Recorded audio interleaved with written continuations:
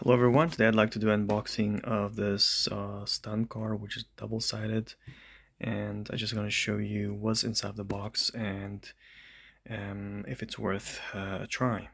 So out of the box comes with the user manual, the remote to control your car, just pretty lightweight, and some batteries here.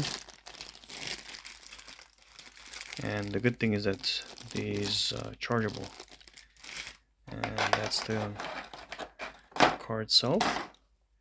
And I really like that you can flip on either sides, and you can also see that this side is moving, so I'm pretty sure your kid will be excited when time comes, for them to test the car. I'm gonna check if the battery's charged and we'll just give it a ride.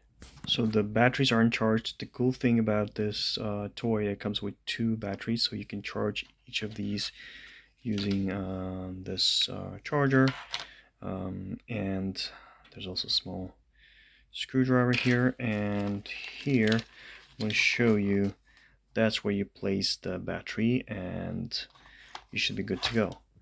Other than that, it looks like a very robust toy, and I highly recommend getting one.